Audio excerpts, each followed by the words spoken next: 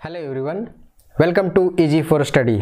आज का ये वीडियो हमारा मुख्य रूप से जो सीरीज चला हुआ है प्रीवियस ईयर क्वेश्चंस का, जितने भी एग्जाम हुए हैं उन सारे एग्जाम्स में हिस्ट्री से संबंधित जो भी सवाल बने हैं उन सारे सवालों का मैं कलेक्शन लेकर आया हूं, उन्हीं का मैं एनालिसिस करने जा रहा हूं। पेन पेपर जरूर लेके बैठेंगे, एक्स्ट्रा फैक्ट समझाते जाएंगे तो आप उसको नोट डाउन करेंगे, आपके लिए ये ज़्यादा बेनिफिशियल होगा।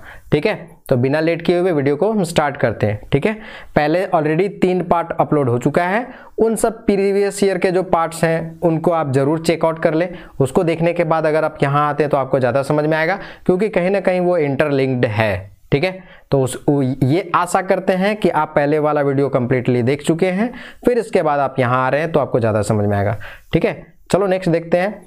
देखो ये अध्याय 5 है ना, इसके पहले हमारा 4 पार्ट ऑलरेडी आ चुका है। ठीक है, देखो देशी राज्य एवं एंड कंपनी।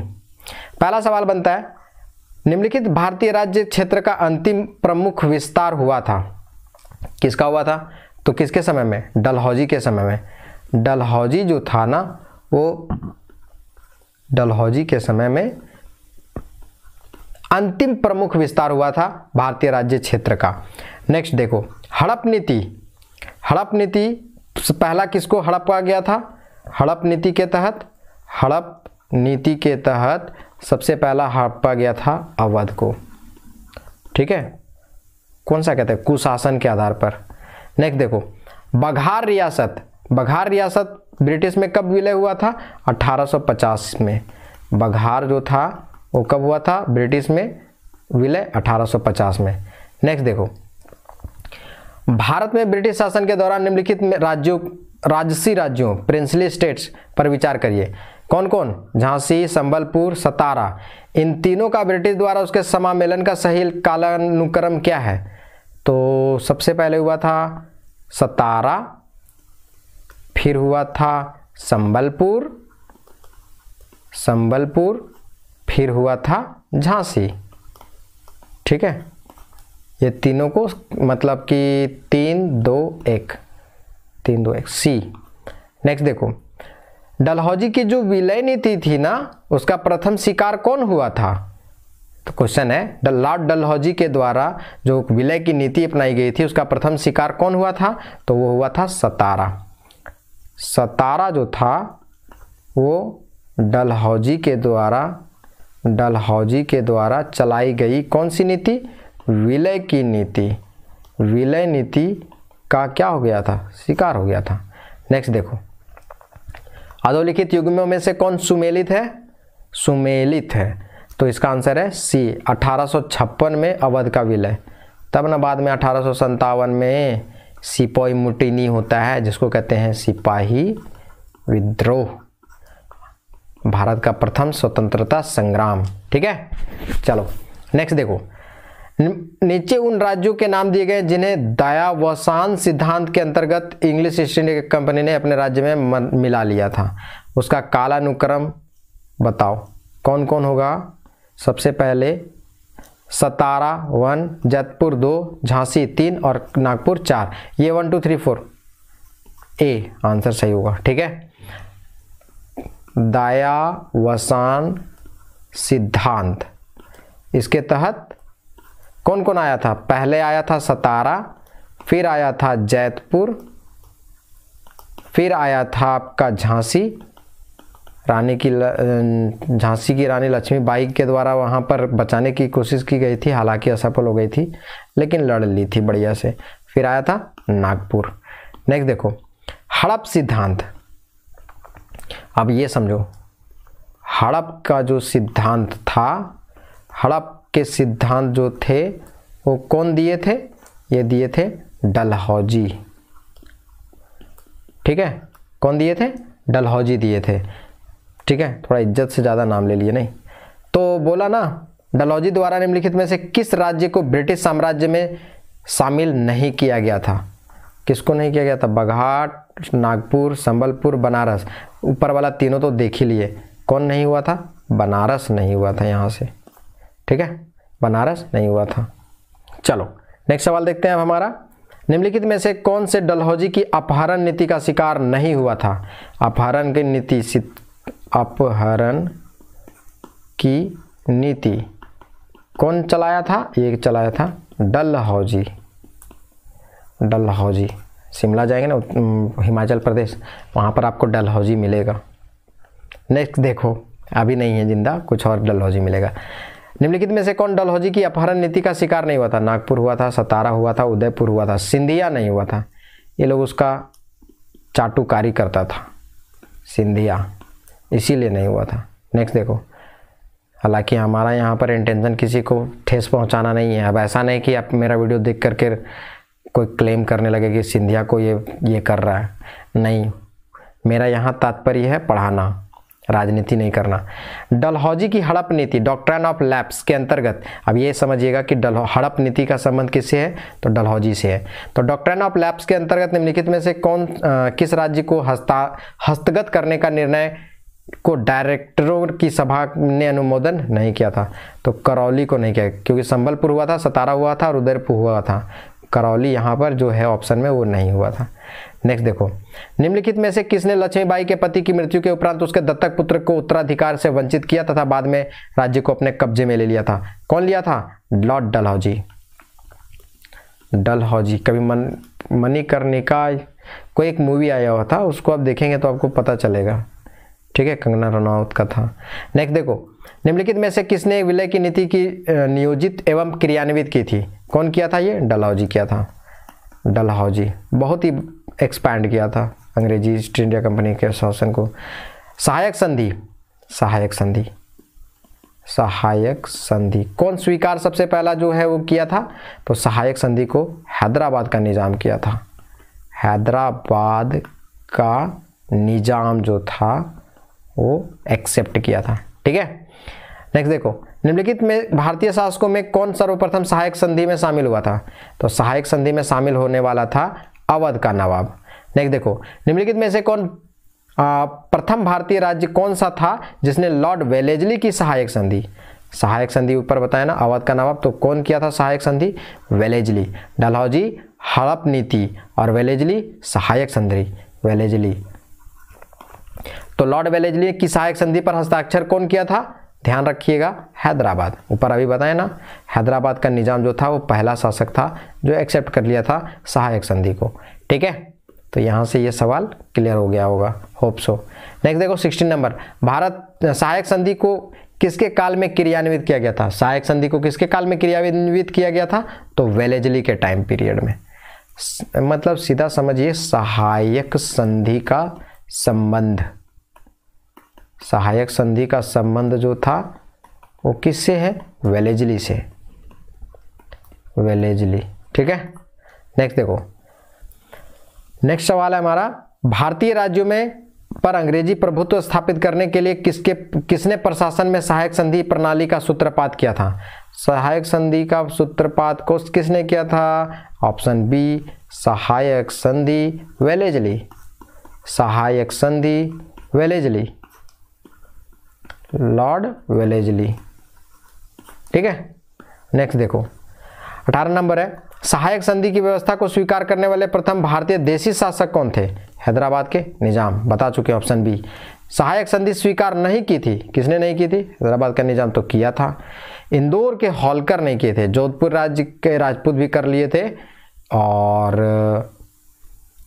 मैसूर के शासक भी किए थे। इंदौर के होलकर नहीं किए थे, ऑप्शन बी इसका सही होगा, ठीक है। ईस्ट इंडिया कंपनी का राजपूत राज्यों से सहायक संधि करने का मुख्य उद्देश्य क्या था? तो ये था अंग्रेजों की प्रभुसत्ता को स्थापित करना। खिराज के रूप में धन प्राप्त करना? नहीं। मराठा पिंडारी आक्रमण से इन राज्यों को सुरक्षा? नहीं। शत्रुओं के विरुद्ध सैनिक सहायता प्राप्त करना? नहीं, बल्कि अंग्रेजों की प्रभुसत्ता स्थापित करना, यही था सहायक संधि का मुख्य उद्देश्य। नेक्स्ट नंबर देखो, निम्नलिखित में से किस मराठा सरदार ने अंग्रेजों की सहायक संधि को सबसे बाद में स्वीकार किया था? तो ये भोंसले किया था, सिंधिया कर लिए थे, ध्यान रखना, भोंसले, ठीक है। नेक्स्ट देखो, लॉर्ड वेलेजली की सहायक संधि को स्वीकार करने वाला पहला मराठा सरदार ये कौन था? बाजीराव द्वितीय, बाजीराव सेकेंड। ये क्या किया था? तो सहायक संधि को स्वीकार, सहायक संधि को स्वीकार किया था, ठीक है। होप सो कि आपको समझ में आ गया होगा।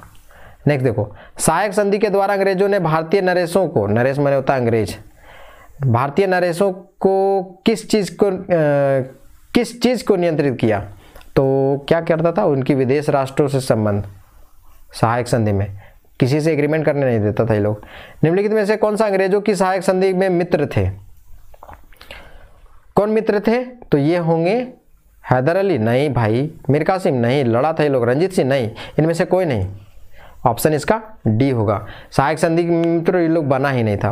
नेक्स्ट देखो, निम्नलिखित में से राजपूत राज्यों में कौन सर्वप्रथम संधि द्वारा ब्रिटिश राजनीतिक प्रभाव में आया था? तो वो था बीकानेर नहीं, करौली नहीं, जयपुर नहीं, जोधपुर, हाँ ऑप्शन डी। चलो अब नेक्स्ट देखते हैं, निम्नलिखित में से डलहौजी की सबसे गंभीर भू राजनीतिक भूल कौन सी थी? राजनीतिक भूल कौन सी थी? तो वो थी अवध का अधिग्रहण करना। अवध का अधिग्रहण जो था वो किसका भूल था? वो था डलहौजी का। किसका भूल था? भूल था डलहौजी का। नेक्स्ट देखो, ब्रिटिश साम्राज्य में अवध का विलय कब हुआ था? तो 1856 में, और तभी जाकर 1857 में क्रांति हो जाती है। क्लियर है? अवध के नवाब वाजिद अली शाह को ईस्ट इंडिया कंपनी ने गद्दी से उतार दिया था। कब उतारा था? 1856 में। यहीं पर तो हड़प लिया था और 57 में क्रांति हो जाती है। अंग्रेजों ने अवध पर कब और क्यों अधिकार किया था? तो ये किया था, कहाँ गया? कुशासन, अभी बोले थे ना पहले भी, कुशासन के आधार पर कर लिया था ये। ठीक है, कब? 1856 में। नेक्स्ट देखो, ब्रिटिश द्वारा कुशासन का बहाना लगाकर, अभी कुशासन वाला शब्द आ रहा था ना, किसके साथ? तो अवध के साथ। डलहौजी के काल में ब्रिटिश साम्राज्य में अवध का विलय किस आधार पर हुआ था? कुशासन के आरोप लगा करके। ठीक है, वो अपने में मिलाना चाहता था, आरोप बस लगा था। 1856 में अवध साम्राज्य में सम्मिलित नहीं किया गया होता यदि क्या होता? अवध के नवाब ब्रिटिश के साथ गठजोड़ कर लिया होता? नहीं, अवध के नवाब ने ब्रिटिश द्वारा सुझाए गए सुधारों को लागू करने से इनकार नहीं किया होता। हाँ, अवध के नवाब ने ब्रिटिश द्वारा जो सुझाए गए सुधार थे उसको लागू करने से इनकार नहीं किया होता। तो नेक्स्ट देखो, निम्नलिखित में से कौन अवध का जो ब्रिटिश रेजिडेंट था, जब अवध का ब्रिटिश साम्राज्य में विलय हुआ था, उस समय कौन था? आउट्रम। तो जेम्स आउट्रम का ही रिपोर्ट आया था, समझे? जेम्स आउट्रम का ही रिपोर्ट जो था ना, उसके रिपोर्ट के आधार पर किसको? अवध को ब्रिटिश में मिलाया। होप सो कि आपको क्लियर हो गया होगा। नेक्स्ट देखो, गोद प्रथा का निषेध का सिद्धांत किस पर लागू किया गया था? तो सिर्फ हिंदुओं पर। गोद प्रथा निषेध जो था वो सिर्फ हिंदुओं के लिए था। निम्नलिखित में से कथनों पर विचार करिए। अवध ने सुजाउद्दौला के अधीन अंग्रेजों के साथ सहायक संधि व्यवस्था को स्वीकार किया, और दूसरा है हैदराबाद के निजाम ने लॉर्ड वेलेस्ली के काल में अंग्रेजों के साथ सहायक संधि की। तो ये दोनों सही है। ठीक है, वन कौन सा सही है? सुजाउद्दौला ने के अधीन, ऑप्शन कैसे दिया है? केवल एक और केवल दो लिखता है। नहीं, दोनों सही है, सॉरी। तो इसका आंसर सी होगा, एक और दो दोनों सही होगा। ठीक है, मैं देखने में थोड़ा मिस्टेक किया। ऑप्शन ए भी सही है, ऑप्शन बी भी सही है। तो इसका ये और एक और दो दोनों ना होगा, तो ऑप्शन सी सही है। नेक्स्ट देखो, सही क्रम में इसको अरेंज करो, सही क्रम में अरेंज करो। तो सबसे पहला क्या होगा सही क्रम में? अस्थाई बंदोबस्त, सही है। दूसरा में हड़प नीति, तीसरा में सहायक संधि, नहीं, तीसरा में सहायक संधि नहीं होगा। सबसे पहला होगा अस्थाई बंदोबस्त, फिर होगा सहायक संधि, इसके बाद सहायक संधि, उसके बाद तीसरा नंबर में क्या होगा? तीसरा नंबर में होगा हड़पने की नीति, यानी हड़प नीति, और चौथा होगा बंगाल का विभाजन। ठीक है, यही सही है, यानी ऑप्शन ए सही है। नेक्स्ट देखो, निम्नलिखित में से कौन सा एक सहायक संधि के बारे में सही नहीं है। सब्सिडरी अलायंस का कौन सा सही नहीं है? वेलेजली द्वारा निरूपित किया गया था, सही नहीं, तो सही है। ब्रिटिश सेना समनुषंगी राज्य में नियुक्त की गई थी, ये भी सही है। यह समनुषंगी राज्य के लिए गोद लिए गए उत्तराधिकारी को मान्यता नहीं देता था, मान्यता नहीं देता था। ये आंसर जो है सी इसका होगा। समनुषंगी राज्य में ब्रिटिश रेजिडेंट तैयार किया गया था, ये भी सही है, यानी ये गलत है, तो ऑप्शन सी इसका सही होगा। सहायक संधि का एक सही कथन नहीं है। नेक्स्ट देखो, भारतीय इतिहास की निम्नलिखित घटनाओं को सही अनुक्रम में पहचानिए। सबसे पहले क्या हुआ था और फिर क्या हुआ था? सबसे पहले हुआ था ये पिट्स इंडिया एक्ट, नीचे पहले, सबसे लास्ट में, ठीक है। तो डिसेंडिंग ऑर्डर, सबसे बड़ा वाला पहले होगा, फिर है उसके बाद सहायक संधि सब्सिडरी अलायंस, उसके अलावे लाहौर की संधि, और लास्ट में राज्य अपहरण की नीति, है ना। तो इसका होगा 4, 2, 3, 1, ऑप्शन नंबर ए सही होगा। राज्य अपहरण नीति के बारे में निम्नलिखित में से कौन सा एक कथन सही है? कौन सा कथन सही है? तो देखो कौन सा कथन सही है। इसमें शासकों को कोई उत्तराधिकारी गोद लेने की अनुमति नहीं दी। अब राज्य अपहरण की नीति के बारे में बोला है, राज्य अपहरण की नीति। इस शासक की मृत्यु के बाद इसने गोद लिए गए उत्तराधिकारी को शासन करने की अनुमति नहीं दी। किसी शासक द्वारा मृत्यु हो जाने पर बाद इसने भारतीय राज्य का समामेलन अनिवार्य बना दिया। इसने भारतीय राज्य का समामेलन अनिवार्य बना दिया अगर उत्तराधिकारी की गोद लिया जाना ब्रिटिश पदाधिकारी द्वारा अनुमति। ये डी सही होगा इसका। अब परमिशन लेना था, ठीक है, परमिशन के बाद लिया जा सकता था। देखो, चिरस्थायी बंदोबस्त के बारे में कौन सा कथन सही है? तो पहला कथन है कि चिरस्थायी बंदोबस्त मद्रास और बंबई प्रेसिडेंसियों के बारे में हिस्से में लागू किया गया। चिरस्थायी बंदोबस्त जो थी वो भूमि के वंशागत अधिकारों पर भूस्वामियों द्वारा एक नया वर्ग बनाया। नेक्स्ट है, चिरस्थायी बंदोबस्त द्वारा भूस्वामी किसी भी परिस्थिति के अधीन कभी भी हटाए जा सकते थे। सही उत्तर चुनना है ना, तो इसका सही उत्तर होगा ओनली कौन कौन? चिरस्थायी लागू किया गया था मद्रास और बंबई में, ये नहीं। बंदोबस्त ने भूमि पर वंशागत अधिकारों वाले भूस्वामियों का एक नया वर्ग बनाया, हाँ। बंदोबस्त द्वारा भूस्वामी किसी भी परिस्थिति के अधीन कभी भी हटाए नहीं जा सकते, नहीं हटाए जा सकते, ये भी गलत है, यानी कि ओनली टू कौन सा है? तो ओनली 2 है बी, ये आंसर होगा, ठीक है। देखो ये वाला पार्ट भी हमारा कंप्लीट होता है, ठीक है। आप इन सारे वीडियोस को, जो भी प्रीवियस ईयर क्वेश्चंस का जो क्वेश्चन बैंक को मैं यहाँ एनालिसिस कर रहा हूँ, इसको आप ठीक ढंग से देख लेंगे तो आपका, अगर नहीं भी जानते हैं तो क्वेश्चन को एलिमिनेशन कर सकते हैं, उसमें आपको बहुत मदद मिलेगा, ठीक है। होप सो कि आपको वीडियो अच्छा लगा होगा। अगर अच्छा लगा वीडियो तो शेयर कर देना यार, लाइक कर देना, जो इंपॉर्टेंट कमेंट हो सकता है, ठीक है, जो मेरे रिकमेंडेशन होंगे, या कह सकते हैं कि आप हमको कुछ सजेशन देना चाहेंगे, तो आप कमेंट बॉक्स में कमेंट जरूर करें, ताकि हमको ये पता चले कि मैं खुद को इम्प्रूवमेंट में आपके सामने प्रस्तुत कर पा रहा हूँ कि नहीं, कॉन्फिडेंट हूँ कि नहीं आपको समझाने में, आपको अच्छा लग रहा है कि नहीं। अगर अच्छा नहीं लगेगा तो फिर मेरा वीडियो बनाना उचित नहीं होगा, मैं उसको बंद करूँगा, ठीक है। बाकी मिलते हैं नेक्स्ट वीडियो में, तब तक के लिए थैंक यू वेरी मच।